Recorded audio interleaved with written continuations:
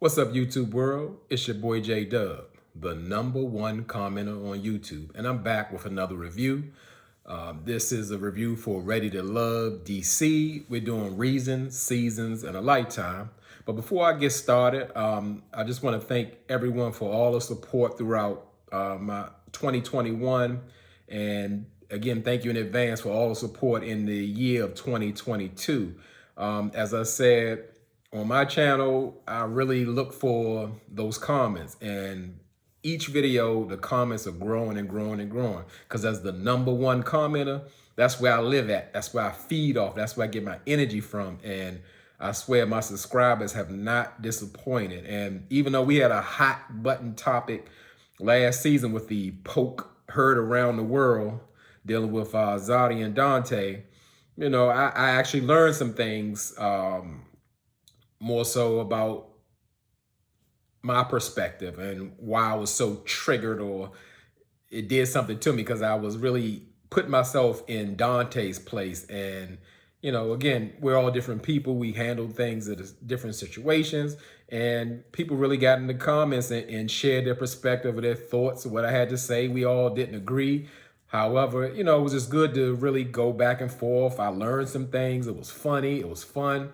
And again, that's why I tell you, please, I don't beg and say, please subscribe to my channel and do all of that. Because again, if y'all rocking with J-Dub, y'all gonna rock with me and the support's gonna show up. But I enjoy those comments. That's where I'm at on YouTube. I'm always in the comments, just getting it in and interacting. So again, subscribers, keep up the good work. And I must say, again, this is my first video of the year, so I want to just say happy holidays, happy new year to everybody. Hope everybody had a wonderful time and stay safe. I'm glad it's all over.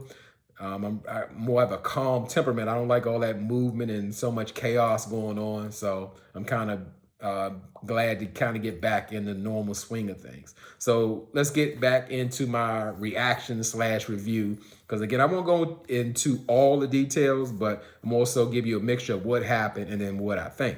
So it's so the show starts off pretty much with the ladies. They at the new ladies lounge. Now it was the men's lounge, and it's a Tommy lounge. I don't know if they're running out of budget for spots to have, but Watergate is the spot, and Tommy don't want nobody there unless he there. So Tommy lets the ladies know that pretty much it's their time to select their men of interest to meet their families. And everybody's looking worried and like, oh my goodness, I don't want to keep my man, or I ain't ready for that trouble and all that kind of stuff. And Tommy's gonna always be Tommy no matter what. He gotta give you a corny line or something that obviously people love. Tommy's like, we're about to go to Love Town. And then Sabrina didn't help him. She didn't do no better. She told him it's the final destination. I'm like, Sabrina trying to get a co-hosting job or something with Tommy. But the ladies got their assignment and pretty much know that they got to gear up their families to get to questioning the men of their interest.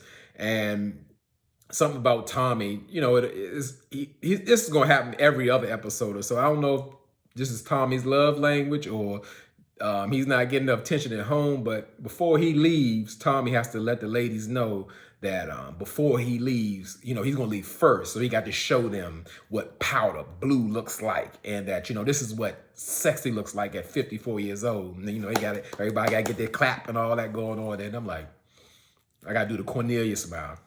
It's too much for me. But anyway, people love it. So as far as the dates go, or not the dates, the meetings, Sydney and Aisha, they up first with their family. So Sydney and her family consists of her mother, her stepfather, and her fur brothers and sisters, Sir Alvin and Montebella. That's her mother's dog, so she considers them family. So that's her sisters and brothers. And her mother was going on about how nice Sydney's apartment was. And I was like, yeah, that is a really nice apartment. You can see like all the panoramic views of the sky, and it was up there. And I was like, I can't remember a new skyscraper in the DC area, but then I saw the name of the apartments. The apartments is called Adair, and actually Adair is in Tysons Corner, Virginia, which is about 20 minutes outside of DC, which is still a part of DC. So I wanted everybody to know where I live. everywhere that is in Maryland and Virginia is not a part of the DMV, but everywhere in DC is always a part of the DMV because that's where its root is. The base is DC is the base. So the apartments are there. It's a luxury apartment, and I mean, like, you know, a studio 1 bedroom will run you about $2,000 or $3,000. So it's definitely the upscale place. And when I mentioned like the Tyson's Corner area, that's the major mall in the DMV. It's in Virginia, but it's like so major that it actually has 2 malls. It's called Tyson's 1 and Tyson's 2. Tyson's 1 is normally where the regular people shop. When I say regular, just normal stores. And Tyson 2 is where like the upscale stores are. You know, everything is high-end, Gucci, Louis, all of that. You know, it's $200,000 cars in the parking lot. You know, it's real serious over there. But everyone is welcome. But if you ever go to DMV, you have to visit, you know, Tyson's 1 and Tyson's 2 just to see it for yourself. It's huge. It's like a landmark or something we do. So anyway, noticing like Sydney's mom, she looks like I don't know her status, but she looks like old money. She looks like she comes from wealth.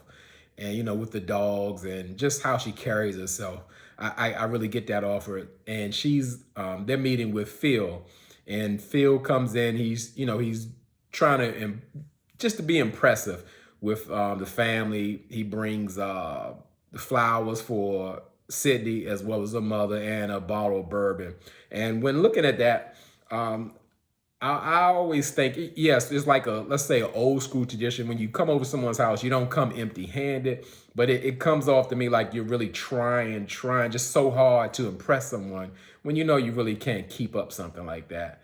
And I don't know, I just look at it funny, but let's say it was thoughtful. So he's winning them over, and right into it, Sydney mother gets in it like, hey, Phil, you got a savings account. And Sydney's like, oh no, mom, you can't ask a man about his finances. She's like, well, I just want to know, is he comfortable, or, how's his future plan? I guess taking her on as a love interest. So she want to make sure she's secure and that Phil's not there to play games. So if he's a player, he need to go the other way because mom ain't playing that about hurting Sydney, because I guess she's been through a lot.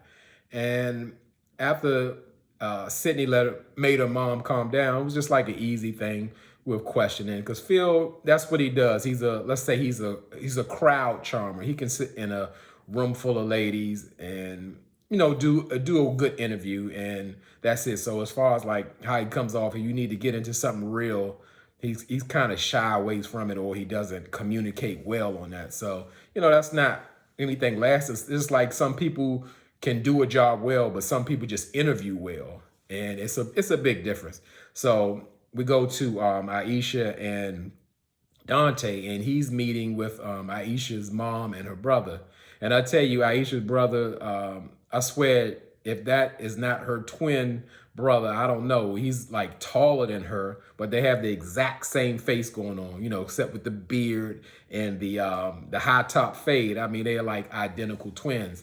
And they pretty much get straight to it when Aisha brother just spoke up to Dante and saying like, hey, he started tapping on the table. You got 1, 2, 3 babies. And then Aisha mother tag team in with 3 different baby mamas. And, you could tell Dante's used to it. And, he said some people see it as a red flag, or some people say that, that's just a part of life. I mean, that circumstance is kind of telling them like where you at, like, or it says like you're all over the place.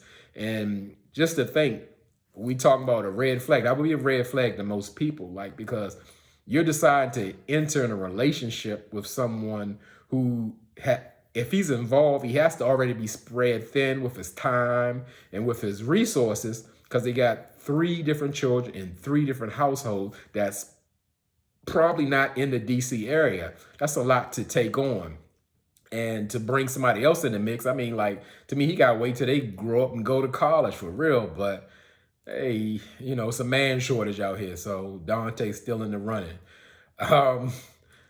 So even both meetings were like pretty short as far as with Phil and Dante. They asked generic questions and just try to win over. And people are easily impressed by them. And that was pretty much as far as the meetings went. with Aisha and Sydney. So the next meeting is with Mumin, and she's hosting Frank. And in Mumin's meeting, she has her father, her uncle, and her sister. And I'm not sure what her Mumin's father thought, but it came off like he was giving his daughter away, giving her hand in marriage. It was more so like she was just meeting a possible suitor that was going to be her husband. But they had to kind of explain to him, like, no, it's not that kind of situation. And he didn't really seem to get it. But her uncle more got it, saying like, hey, it's a process, and kind of, I guess, trying to figure out, like, in the he called it the pecking order. And it's a process of picking or choosing a lady.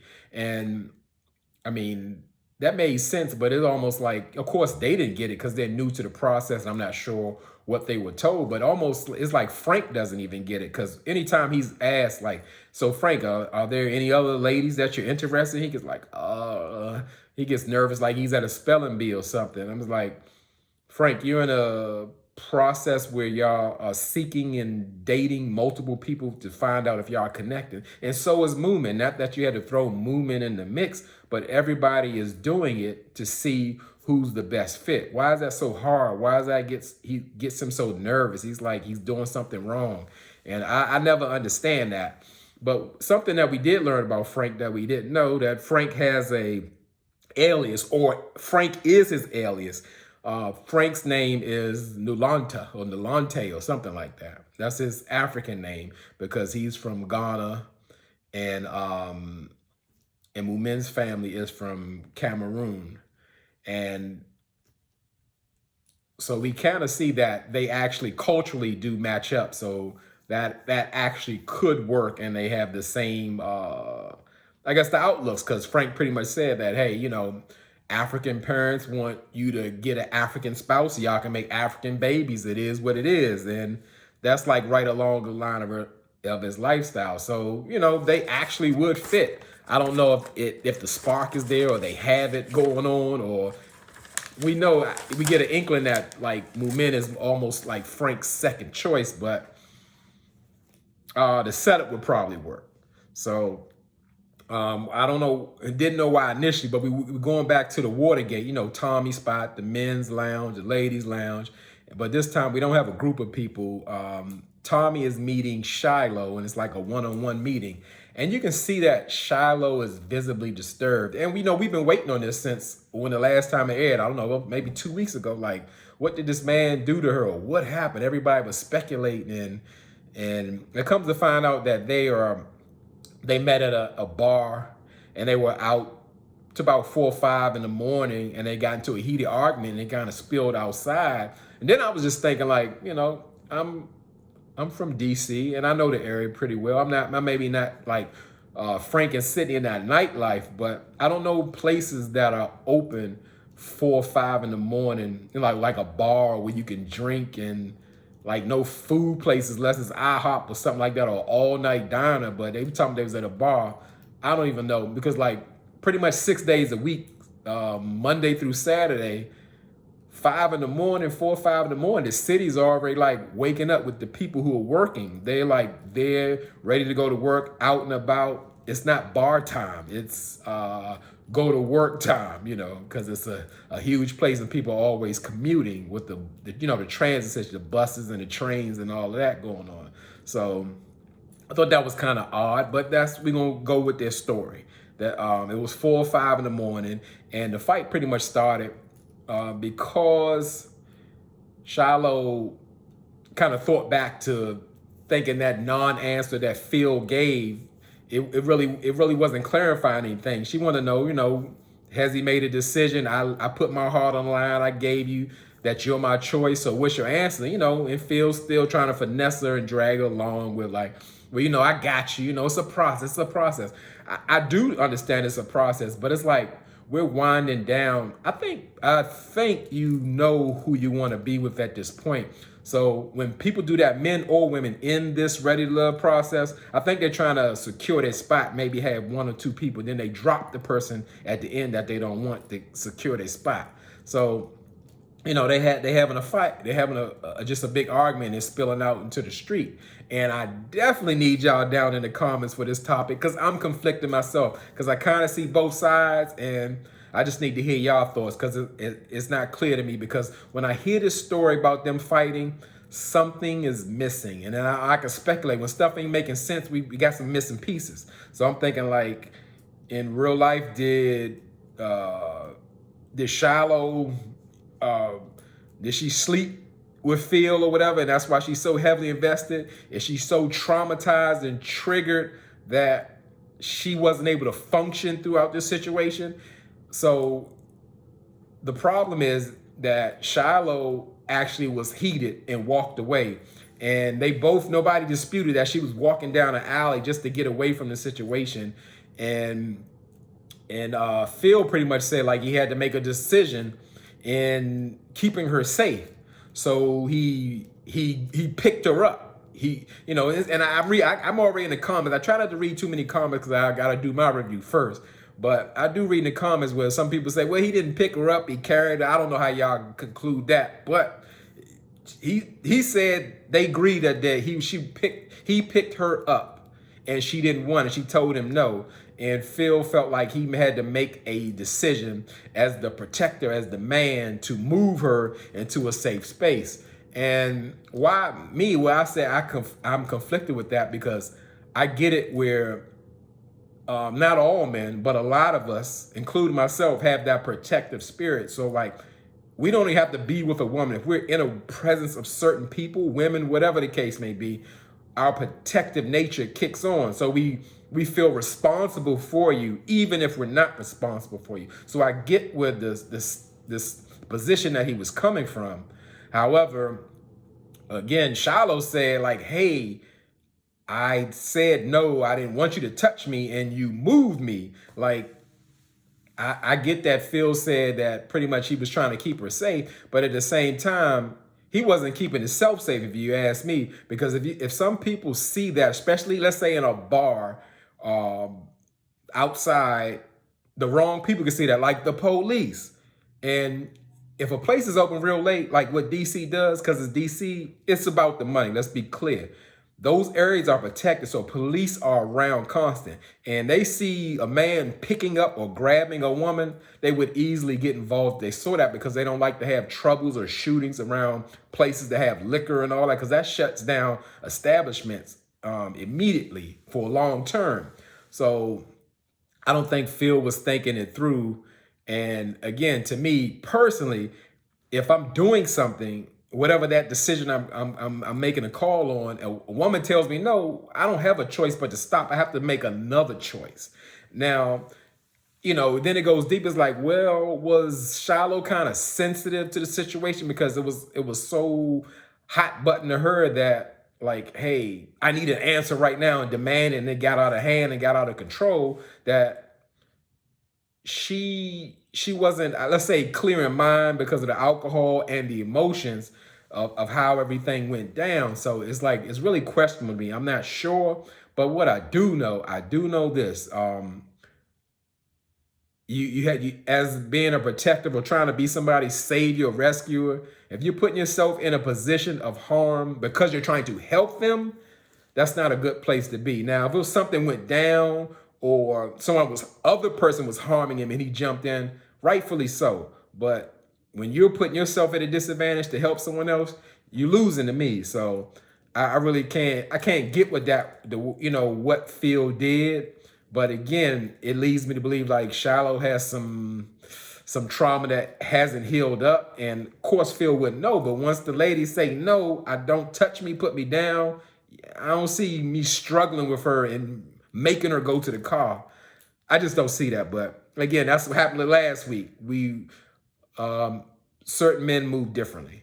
And that's why they're there to, kind of find out, sit down with Tommy and find out what's going on. And Tommy did ask the questions and found out that they were drinking. He told them they pretty much shouldn't have been out. I mean, they could be out when they want to, but, he felt like they, uncle, nephew, daddy Tommy said they shouldn't have been out at 4 or 5 in the morning or what have you. And they shouldn't have discussed that. And that wasn't the right place and the right time. He seemed like he was trying to come and understand both sides of it. I got that. But it almost like he was trying to force them back together or to be interested in each other. That was a situation that rocked both of them. So why would you push them back together? I don't see that. I think that's for the show. That's what a bad call where Tommy might do the little jokes and the love and affirmation and all these little old man corny stuff, but him counseling a situation, I'm not sure if he's qualified to kind of handle those situations. It's coming from like one side. And you can see like Phil was upset, or he felt like, his character was questioned. And rightfully so it was, because it more sounded like he's making decisions, or he's taking it upon himself to force himself that Shiloh has to listen to him or do something that he says, and that don't sit right with me. So again, I need y'all on this one. I need y'all to get down and say what you say in these comments, and let me hear y'all and see where you're coming. It came off a little victimish. However, what they say, no means no, and it's real. It's real. You not her daddy. You not her husband. You not. Come on now. Anyway, so as far as we get past that and Tommy trying to force them back together and everything, and they gotta really think this through, because he want them to, is this worth just a bump in the road or whatever? But neither one of them they both look like they out of it. And a point I really forgot, which is what Phil does. Tommy actually made them make eye contact. When anytime anything real, Phil gonna get on the ground. On the ground, Phil. He on the ground. He looking. He not gonna give you eye contact. It was like sitting in the principal's office making two kids look at each other. But that's Phil's MO. When he doesn't like to talk about something or get comfortable, he down on the ground. That's what he do. So let's go to the next meeting. Frank is meeting with Sydney's sister, and all of a sudden, like, I could see Sydney's energy really changed up on Frank. At first, she was telling me she was all in love with the man. She said that. I love Frank. And now she's not sure about the energy and the vibe and all of that. It's just like a switch up. So it's more so, it seems like now she's more feeling Phil. And like after their little exercise date, it seemed like Sydney just had eyes for Phil. And maybe Sydney's just playing the game. And as far as the meeting goes, Sydney's sister was really like grilling Frank and giving it to him, because Sydney told her to give it to him. And Frank just kind of got nervous again when he got asked with the other women. So he's just like, well, and he just panicked and just turned to Sydney like, well, I'm not here to talk about men. I just, I have fun with her, but I want to talk about us, and I want to, see what it is with you. And even Sydney's not buying. It's just not coming off genuine. And Sydney needs to trust her instinct. Yeah, Frank is likable because he knows how to work a crowd. He's in the nightlife. So that's normal. And she's getting like a friend vibe. So she has all the answers that she needs. So that was really a waste of time. So the last date was with meeting with Walter and Sabrina. And Walter and Sabrina is meeting her cousin from New York on Zoom. And she pretty much asked Walter, what was it that drew you to Sabrina? And then Walter gives the generic bland answer. So, he gives it to everybody. When I first saw Sabrina, I just couldn't stop staring, locked eyes. Well, what made you lock eyes? What drew you to her? At this point, you should have some type of characteristic or quality about the woman that drew you to her, or why you're so into her. But they into charm, and people are easily impressed. So leaving the Zoom meeting, Sabrina cousin pretty much like, yeah, he's a good guy, he's genuine and all that. I don't know how they get to that, but anyway, so we get to the deliberations with the women, and pretty much, again, the hot topic is, because you can see Shiloh sitting there just traumatized. She's like shaking, like she's still going through the situation. And they pretty much put on the table, about all the people, all the meetings that they had, and everyone just enjoyed their date. Their families enjoyed all the dates, but Shiloh's still over there shaking and looking, and they end up revealing that Shiloh had a situation with Phil and that he physically moved her,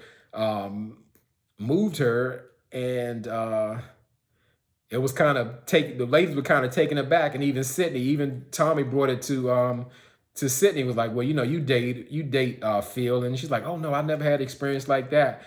But she came off really genuine. Like Sydney's a real caring and genuine person. And she apologized to Shiloh, like how that happened to her, and also wanted to know, was it okay for her to discuss, because she wants to get into it, to find out what's going on, like what happened, because very well that could be her. So I get that, but I like Sydney comes off very respectful. That's why when I stopped at being a fan of Zadia's is like when she kind of got at an apologetic Sydney, like at the elimination probably a few weeks ago at the ladies' table.